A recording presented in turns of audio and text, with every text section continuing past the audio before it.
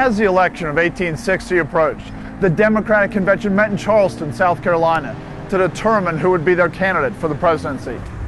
They met in Institute Hall, which was located on Meeting Street until it burned down along with many of the other buildings in the area in the Great Fire of December 1861. The frontrunner for the nomination was Stephen Douglas from Illinois.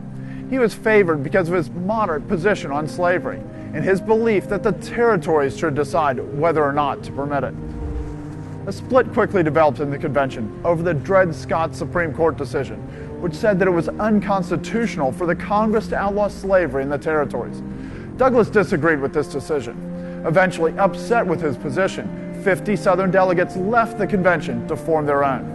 The official convention continued to attempt to choose a nominee, but the rule said that he must receive 2/3 of the votes of the delegates. With the 50 departed delegates, the convention could not establish enough agreement to pass a candidate.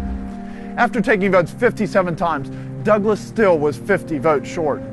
Interestingly enough, Jefferson Davis, future president of the Confederacy, received 1 vote on over 50 of these ballots. Since the convention could not come to an agreement, they adjourned in desperation.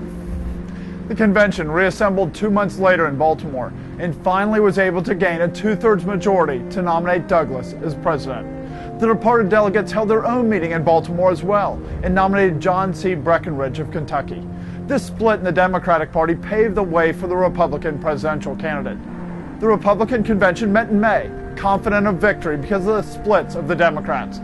The frontrunners were William Seward, Abraham Lincoln, Simon Cameron, and Salmon P. Chase. Seward gained the most votes in the first ballot, but it became clear that there were elements of the party that disagreed with all of the candidates except for Lincoln. So on the third ballot, Lincoln was nominated, and Hannibal Hamlin was chosen as his vice president. A fourth party was formed called the Constitutional Union Party, from those who disagreed with the Republicans and the Democrats. They hoped to preserve the Union by ignoring the slavery issue altogether. They nominated John Bell for president.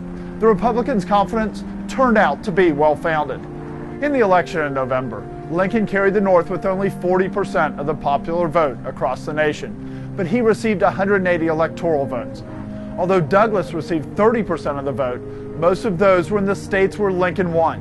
He only received 12 electoral votes. Breckinridge got 18% of the popular vote and 72 electoral votes from the Deep South states. And John Bell won 3 of the border states and received 39 electoral votes. Lincoln ended up winning the election because of the fragmentation of his opponents. He was a Northern president, elected solely by the North. A minority of the people supported him. He did not even attempt to appeal to the South. His supporters did no campaigning there, and he received no popular votes because he was not even on the ballot.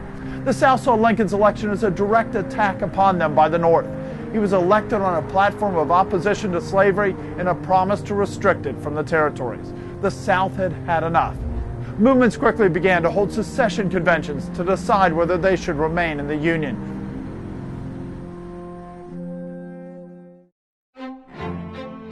Thanks for watching.